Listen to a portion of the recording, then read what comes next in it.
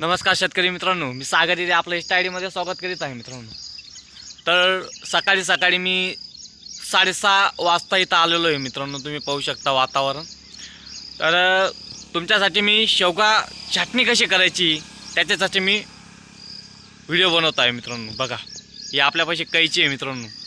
ही कैची एवढी भारी आहे, कसं का राहणार, कसं का मोठी फांदी राहणार ती सुद्धा तोडू शकतो मित्रांनो। तर बघा, आपण बाकीच्या झाडांची छाटणी कशी केली तर तुम्ही या व्हिडिओमध्ये पाहू शकता मित्रांनो।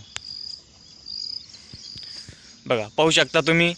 तर या ठिकाणी मी सागर हिरे यांनी शेवगाची छाटणी कशी केलेली आहे तुम्ही या ठिकाणी पाहू शकता। बघा, हे पाहू शकता तुम्ही। एवढं सुंदर अशा वातावरणामध्ये मी तुमच्यासाठी व्हिडिओ काढण्यासाठी आलेलो आहे। आणि त्या जे चटणी आहे ती शेवगाची चटणी मी कशी केलेली आहे तुम्ही या ठिकाणी पाहू शकता मित्रांनो। बघू शकता तुम्ही, इकडं बाकी आहे शेवगाची चटणी करणं। हे पाहू शकता, इकडं अशी करायची आहे तुम्हाला शेवगाची चटणी, पाहू शकता। शेवगा चटणी का करतात बरं तुम्हाला माहिती आहे का? शेवगा चटणी अशासाठी करतात की ते झाड थोडं मोठं होऊ नये म्हणून। आणि दुसरी गोष्ट म्हणजे जास्ती शेंगा लागायला पाहिजे।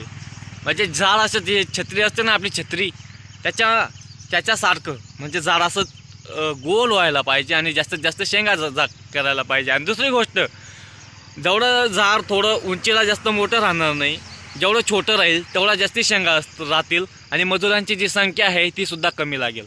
आणि आपल्याला बी काही 2 एकरभरच्या शेंगा, एकराच्या शेंगा 1 किंवा 2-3 जण आरामशीर तोडू शकतात।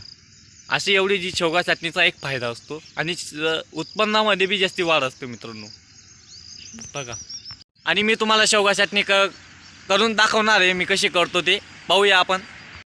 याची शेवगा चटणी करावी लागते, पाहू शकता तुम्ही।